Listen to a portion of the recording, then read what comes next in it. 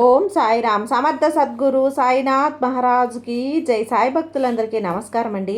మన బాబా గారి దయ వల్ల మనందరం బాగుండాలి, సంతోషంగా ఉండాలి అని చెప్పి మనస్ఫూర్తిగా కోరుకుంటూ ఈ రోజుటి వీడియో స్టార్ట్ చేస్తున్నాను ఫ్రెండ్స్.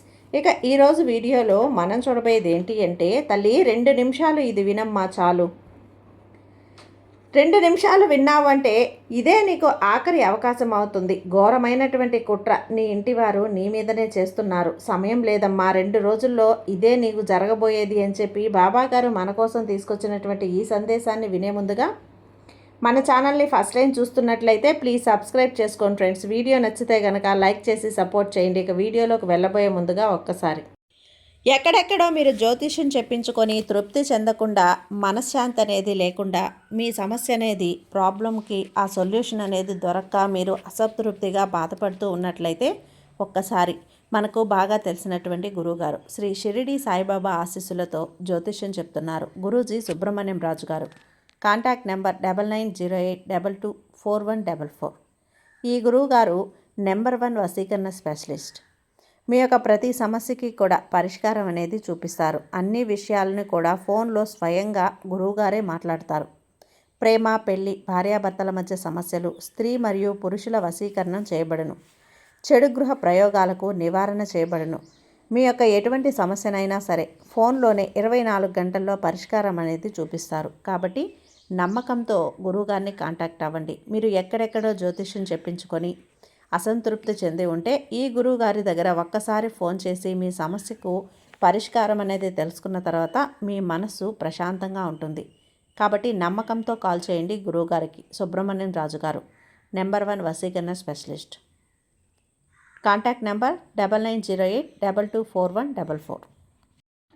ఇక వీడియోలోకి వచ్చేస్తే, తల్లి నీ యొక్క జీవితంలో నీ జీవితానికి సంబంధించి, అభివృద్ధికి సంబంధించి, నీ మనశ్శాంతికి సంబంధించినటువంటిది, నీ ఆరోగ్యానికి సంబంధించి, ఆనందానికి సంబంధించి ఇప్పుడు నేను చెప్పేటువంటి ఈ సందేశం అనేది, ఈ మాటలు ఏకాగ్రతతో వినే ప్రయత్నం చేయి. ఎందుకంటే ఇదే నీకు చివరి అవకాశం, ఆఖరి అవకాశం. మళ్ళీ కూడా ఈ మాటలు నీకు నేను ఇది చెప్పకపోవచ్చమ్మా. ఎందుకంటే ఒకసారి చెప్తే జాగ్రత్తగా, అవగాహనగా నువ్వు ఆ సందేశంతో ఉండే లోతులన్నీ కూడా అర్థం చేసుకునేటువంటి తెలివితేటలు నీకు చాలా చాలా బాగా ఉన్నాయమ్మా.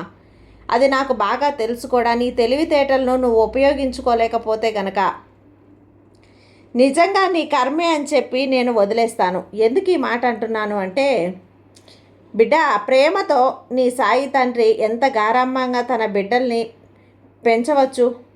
అలా పెంచి వచ్చినా కనుక తెలుసో తెలియకో తల్లి తండ్రి ఆ బిడ్డ తప్పుడు దారిలో వెళ్తున్నా, భయపడుతున్నా, లేదంటే గనక తెలుసో తెలియకో ఎక్కడికైనా కానీ తన మొహమాట పడుతున్నా, తన యొక్క విధిని సక్రమంగా నిర్వర్తించకపోతున్నా కూడా ఒక దెబ్బ వేసి, లేదంటే ఒక తిట్టో ఆ బిడ్డని సరైన మార్గంలో, సరైన వైపుకు అడుగు వేసేలా చూస్తారు. నేను కూడా ఇప్పుడు నీకు అదే చేస్తున్నానమ్మా. ఈ రోజున నా బిడ్డ సరైన మార్గం వైపుకు అడుగు వేయటం కోసం నేను సకల విధాలుగా ప్రయత్నిస్తున్నాను. ఎటువంటి ఆలోచనలు చేయాలి అని చెప్పి ఒక తండ్రి స్థానంలో ఉండి నీకు నేను నెమ్మదిగా ఆ ఆలోచన అనేది చేసే ప్రయత్నం చేస్తున్నాను. ఎందుకు అంటే నీ ఇంటి వారే, నీ ఇంటి దొంగను ఈశ్వరుడు కూడా పట్టలేరు కదా. అదేవిధంగా నీ ఇంటి వారే నీ మీద కుట్రలు పన్నుతున్నారు. ఘోరమైనటువంటి కుట్ర జరుపుతూ ఉన్నారు. నీ ఇంటి బంధువులే, నీ వారే నీకు చెడు చేయాలి అని చెప్పి చూస్తూ ఉన్నారు. నీ ఇంటి వారే నీ ఎదుగుదలను చూసి ఓర్వలేకపోతున్నారు బిడ్డ. నీ ఇంటి వారే నీ మీద పగబట్టి నలుగురిలో నిన్ను అలుసుగా చేసి నీ యొక్క ఎదుగుదలని తొక్కేసి నిన్ను అగౌరవపరచాలని చెప్పి చూస్తూ ఉన్నారమ్మా.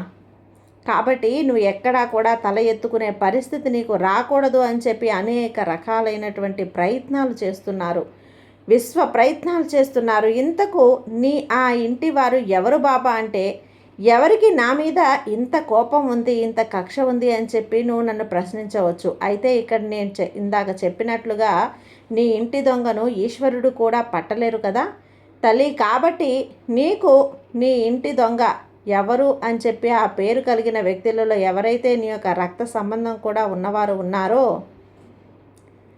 ఆ పేరు కలిగిన వారు ఒక్కొక్క అడుగు కూడా ఎదుగుతూ ఉంటే అసలు నీ వెంట చూడలేకపోతున్నారమ్మా. అలాంటి స్థితిలో వాళ్ళు ఉన్నారు. అలాగే నీకున్నటువంటి మంచి పేరును, నీకున్నటువంటి గౌరవ మర్యాదలను మంట కలపాలి అని చెప్పి ప్రయత్నిస్తున్నారు. నువ్వు వేసేటువంటి ప్రతి అడుగు కూడా ముందుగానే గుర్తించి పసిగట్టి ఎటువైపు వేస్తున్నావా అని ఎప్పటికప్పుడు నీ మీద నీరు చల్లే ప్రయత్నం చేస్తూ ఉన్నారు. అలాగే వాళ్ళు దేవుడికి దండం పెట్టుకున్న ప్రతిసారి కూడా నీ యొక్క పతనం కోసం కోరుకుంటూ దండం పెట్టుకుంటున్నారు. ఇది ఏదైనప్పటికీ కూడా వారెవరో నీ మనస్సాక్షికి బాగా తెలుసు కదమ్మా. ఇక ఎందుకు తల్లి, నీకు ఊహ తెలిసిన దగ్గర నుంచి కూడా నీ దగ్గరే ఉన్నారు కదా. నీ పెళ్ళైన తర్వాత నుంచి కూడా ఈ వ్యక్తులు నీ జీవితంలో అడుగుపెట్టారు.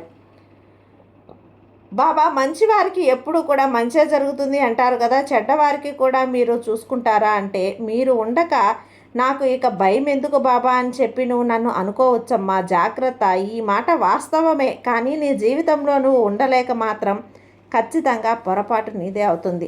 ఎందుకు ఇలా చెప్తున్నాను అంటే కనుక, బిడ్డ, ఎవరైనా కానీ ఒక నిప్పు అనేది పట్టుకున్నప్పుడు ఆ నిప్పు చిన్నవాడు పట్టుకున్నా పెద్దవాళ్ళు పట్టుకున్నా అయ్యో చిన్నవాడే కదా అని వాడి చేతులు కాల్చకుండా ఉండదు కదా.